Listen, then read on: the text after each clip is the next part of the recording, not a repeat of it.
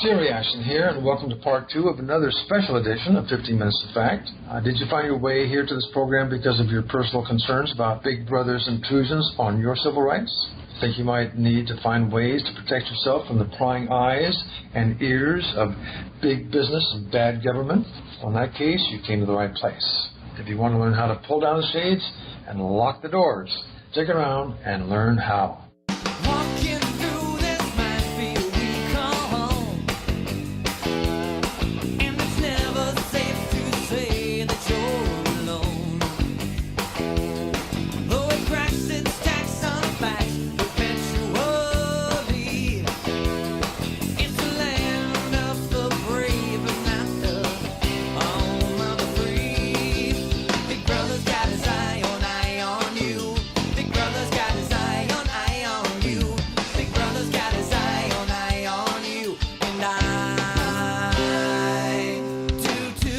Yes, Big Brother does have his eyes on you and his ears all perked up about what you do, and we thank our musical artist, Bobby Pickett, composer and performer, for this very apropos lead in to our show. Thank you, Bobby Pickett. So welcome to a second extended edition of 15 Minutes of Fact, which will address today's headlines, and likely tomorrow's as well, because they all deal with more and more revelations about Big Brother's enforced wiretappings and collecting of our information on social media communications or phones. So if you haven't yet listened to part 1 of this special series, I suggest that you do so, because in that section, our guest, Rich Garboski today of etechhelp.com, gives us a concise and brief overview of the history of the technology revolution over the last 4 decades and the laws that came into existence as an attempt to corral and control it. So that was what I call the when and what part.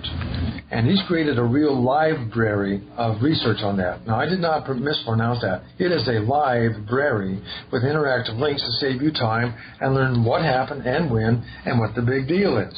Now, today's section deals with the how and why part of the puzzle, how to employ techniques, technologies, and strategies to render you, and perhaps even your business, as anonymous as possible in this increasingly intrusive surveillance state that we live in. So let's turn now to Rich Garboski. Welcome to the show today, Rich. Thanks, Jared. Great to be back. Well, Rich, the first part of our 2-part series was very informative, actually impressive, in regards to the law and its application to the Internet, privacy issues, and constitutional guarantees, and I thank you for that. Now, you come, I want our listeners to know, pretty well equipped to deliver this information, not only because your firm provides the advice, tech support, and a range of Internet services, you've been doing that for so many years, but because you are just as passionate about keeping the Internet open and transparent as you are at keeping our lives secure and private. So let's figure out what this means to my listeners. As would be expected in a story as big as this one, we've had some updates and some new revelations, so can you catch us up on that? Well, the stories go on, Jerry. There's so much happening in the news right now. It's happening so fast that it's almost impossible to keep up with. Last time we got together, the Verizon FISA order came public, the PRISM story and scandal came public. Now we have Ed Snowden on the run, first in Hong Kong, now in an airport in Russia, and these stories are going to go on and on. I think we've just hit the tip of the iceberg. I mean, the leaks right now, they're turning into a flood of whistleblowers and people coming forward. And I don't think we're going to see the end of the stories, Jerry. We haven't heard the end of this matter. Right now we have latest stories showing the NSA compelling countries in the EU to turn over private record of citizens in this country. So not only do we have the NSA capturing information from U.S. citizens, it's now being exploited overseas in Europe. Really, to catch everybody up on that, I really encourage everybody to visit the site where you can see the history of technology and also see the history of some of the laws that were drafted as a result of abuses that happened in the past. History is repeating itself here. Just back in 1972, if you'll see on the website, though, the whole Watergate era and the whole Watergate scandal revolved around wiretapping. Many people were indicted in President Richard Nixon's cabinet, and there were laws that were drafted right after that to try to solve that. So here we are 50 years later with the same problems. Well, let me step in here with an analogy. You and I have joked about the fact that Ed Snowden is just today's version of Jason Bourne. Would you agree to that? Well, if you actually watch the movie and you watch the quote-unquote NSA during that movie, I wouldn't be surprised if you have quite a chase that's going on throughout the country. Well, I hope he does as good a job as Jason Bourne did. But what about this Roy Hayden and the Third Amendment that you brought up once upon a time? We think of the Fourth Amendment in this issue because of illegal searches and seizures. We have the NSA literally scooping up data, seizing it, and then claiming, well, we didn't do the search yet, so we're not violating anybody's constitutional rights. Roy Hayden, a lawyer and activist, brought up a really interesting argument on the Third Amendment. And people ask, well, what is the Third Amendment? The Third Amendment states no soldier shall in time of peace be quartered in any house. Well, obviously that doesn't apply now, but back in the 1700s, when we were invaded by the British, they were quartering in people's homes. And the Founding Fathers saw this as a real problem and wrote the Third Amendment. Today, we live in a world of electronic communication. It's really an inherent feature of our home. We have a cable line or fiber optics or traditional copper lines coming into our house, but all the electronic communications are private communications. Now, if we have Big Brother spying on somebody's private communications, this could be seen as an updated form of unconstitutional quartering, the same kind of abuse of powers by the state that the founders detested. I thought that was a pretty interesting argument. Well, it is. The idea of having anybody quartered in my home, whether it be quartered in my cable box or my computer, much less my bed, that really does bother me. So I can understand now how the Third and the Fourth applies, but let's get down to the technology view.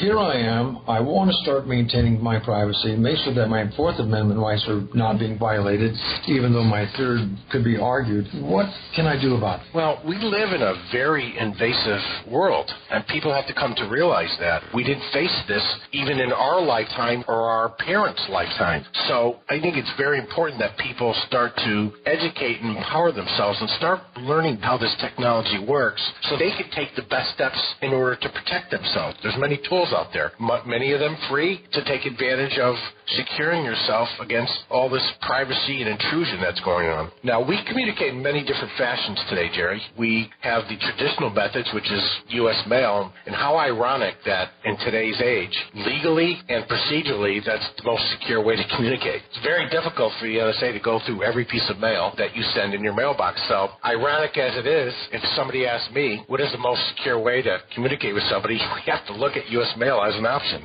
And in the late 1890s, we had the telephone, and that proceeded throughout the 1900s. Now, our telephones are actually going through a transition now. What once were analog telephones, rotary dial or tone dial, have now moved into the digital age. And then we have the pure digital methods of communications. We have email, web browsing, instant messaging, video conferencing. We have mobile texting. We have Skype.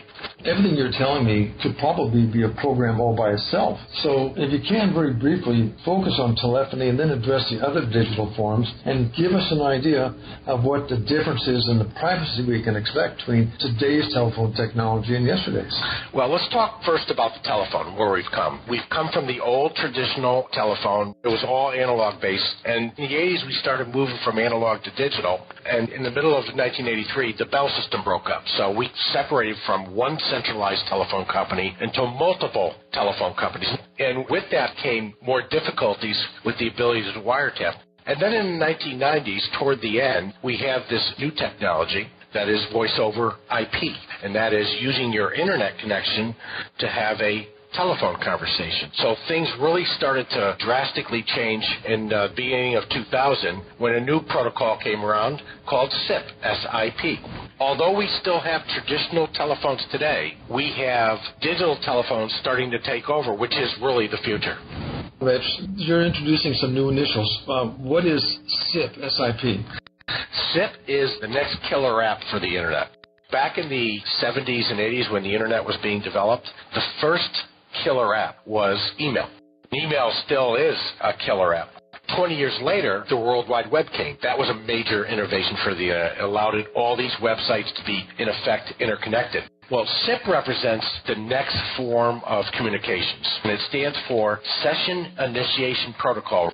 We all use instant messaging.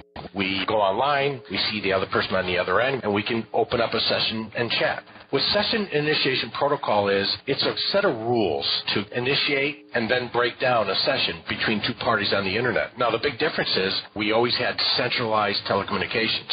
There was always a phone company that would have to make the connection from point A to point B. SIP, in its design, allows for peer-to-peer communications. Okay, Rich, let's leave the phone behind. But I want to get down to the essence of what it is that we're concerned with today, and that is, how do we go about protecting ourselves? What are we looking at here? We're looking at Skype. How protected are we there? What about text? What about instant messaging? I know that for me, what in the world can I do with any one of those to protect myself? What about all the digital methods that we use today? We email, we browse, we text, we use instant messaging, we Skype. Break these down for me and let me understand where and when I should be concerned and how I and my listeners can protect ourselves. Well, let's start with one of the oldest protocols, and that is email. We all use email in various fashions, and email comes in really kind of three flavors. We're either using a public-based email, like Gmail, Yahoo, Google, AOL, Windows Live, or if you're in the business environment, you may have your own mail server at your location. But at the end of the day, email in its native design was never really truly secure. Now, there have been additional security measures added to mail, but the simple fact is that people tend not to use or take advantage of the security functions that come within mail, or do they understand it? And because of that, your mail is flowing around the Internet in a plain text format. A couple of things you need to be concerned about with your mail. Number one is, where's my mailbox physically? Is it on a server in the U.S.? Is it on a server in another country? Because if your mail in the jurisdiction of another country, they may not have to comply with any laws regarding the Patriot Act. The other thing is, where am I keeping all my information, my schedule, my calendar?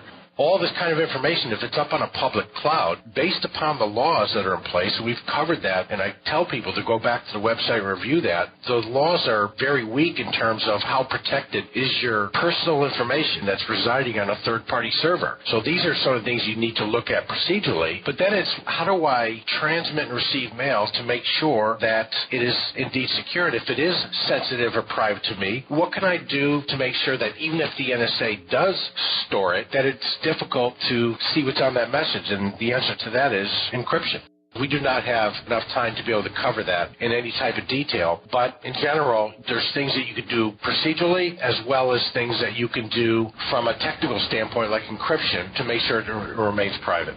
Okay, let's see if we can move from that arena to the simple one that I'm doing right now is browsing. And I feel like being a patsy for even asking you this in view of all that you've told us so far today. Just how secure is it when I go browsing on different pages? Well, Jerry, browsing in itself gives up a tremendous amount of identifiable information. Now, let's first talk about an area that I think everybody would have a concern with, and that is with search engines. When you go to search engines like Google or Bing or Yahoo, in many cases what they're doing is they're using techniques like dropping cookies on your computer. Many of those could be considered a real invasion of your privacy. But let's talk about what search engines are actually doing. They're storing and archiving all the searches that you make. And if there's nothing that a person shouldn't have privacy with is what is he searching for on the Internet and why is a search engine storing it? And one of the worst privacy invasions has always been these things called cookies. And what is a cookie? A cookie is a small piece of data sent from a website. It's stored in your browser. And when you browse the same website in the future, the data that's stored in that cookie is sent back to that same website by the browser to notify the website of the user's previous activity. Now, these cookies, they can't carry viruses or any malware, but again, they're really privacy invading. And there are some real bad cookies out there, but there are some really bad ones, and we call those third-party cookies. And what these are is one website that'll drop a cookie onto your computer, and then it'll have a relationship with another website so they know when you've left one website and have gone to another. Now, we can't cover all these in detail. Hopefully post some of this information up on our website where people can learn more about it. But the bottom line is people that are using their web browser should be very aware of their cookie settings in their browser. And you could literally choose in your browser not to have any cookies invade your computer. And there's a lot of tools out there that are available that you can use to actually monitor your cookie usage as you're visiting different websites. Now, the second most important part is there are some privacy search engines out there. DuckDuckGo is one, and StartPage is another. Now, I really think it's very innovative what these two companies are doing. What they're doing is they're actually allowing you to make queries from their website. They, in turn, will go out to Google or other search engines and query for the results and then send them to you and then tear down the fact that you even went to the private search engine. So what this is really anonymous browsing. Those are the two areas that, to me, are the most serious concerns for web browsing. Okay, well, that's very helpful for me. I know I could put that to use. And like the majority of my listeners, I'm very deep into social media. I spend as much as 2 to 3 hours a day just updating my Twitter, Facebook, and LinkedIn sites and visiting special interest groups. Now, I know well, thanks to you, that I'm very, very vulnerable. So what do you do in that particular arena? Well, fortunately, sites like Facebook, like LinkedIn and Twitter, they're their own communities. They're a private company, and they're allowing you to connect to their platform and interact with other people. And in some ways, you're really at the mercy of their platform and their terms of service. And I strongly suggest that people read the terms of service agreements to see what private information that they're maintaining and how they're using it. As you remember, when Occupy Wall Street was protesting in Zuccotti Park, there was a real issue with Twitter. And Twitter, I'll have to give kudos to them, is they fought as much as they could to prevent their information from having to be given up in a subpoena. Each company is on a company-by-company basis, so you have to, again, be very concerned about what information you have up there because it's being maintained on a third-party server. And the solutions are what, once again? In some ways, you can't control what Facebook does with your information or doesn't. It's about a lot of the privacy laws that you have to wait. But I believe there's going to be some market approaches as a result of all this news that's happening. I mean, people are going to start looking for social networks that guarantee your privacy. I think there's going to be a tremendous market for that. But you as a user, you do have a choice. Your choice is, I'm just not going to use Facebook anymore. Well, that would be a good choice if I did have an alternative. Well, let me go right back down to the basics. I have PC security on my mind. I've got a computer, I've got an iPad, I have my phone. What can I do at that intimate level? Well, we could spend hours talking about each individual subject, but I will touch on them. One is protecting your PCs with firewalls. The firewall protects the outside world from getting into your personal computer via a hack, and that if you were to catch a virus or malware, it'll be detected in memory. We'll leave some solutions up on our website for people to learn more about this. The other issue is, what about your data on your computer? I say 3 words: encrypt, encrypt, encrypt. First of all, if you lose your computer, somebody has all your personal information on it. So using encryption as a technique is very important, as well as encrypting the data as you transmit it over the internet. Encryption is a science within itself. There's a lot of free encryption programs out there that you can use and download and set your computer up to use. Jerry, I want to tell our listeners to make sure you go to our website, friend us on Facebook, follow us on Twitter, please, so that we can keep you informed of things going on as they happen. And we'd love to welcome you to be part of our community. I want to not only thank you on behalf of our listeners for the great education tips that you provided us, but I want to encourage them as well to learn more about you, to go to your site. And it's only fair. We give you a few minutes to tell us about your training series that's called Under the Radar. What's that all about? Who would find it important? And how can our listeners learn more about it? Years ago, I did a Internet Boot Camp series, and this is when the Internet was in its infancy, and I tried to help educate society on how to use all these different tools on the Internet. And I think we need to educate people more about how to remain anonymous on the Internet. So what I'm offering is a series of seminars to allow people to learn more about particular subjects or take the entire series. And we're going to offer it from our website, and you can learn more about it by visiting our website, etechhelp.com. Well, this concludes our 50 Minutes of Fact. Rich, thanks again for providing us with some great information. My listeners can reach Rich by way of email at rich@etechhelp.com, at his website, etechhelp.com, and I believe it's also on Facebook. I would also urge my listeners to support all of the nonprofit legal organizations who are fighting right now for our civil rights and liberties, such as the EFF, the ACLU, EPIC, and so many more. This is Jerry Ashton here with 50 Minutes of Fact on WGRNradio.com, thanking my listeners for their time and attention. Go forth and protect.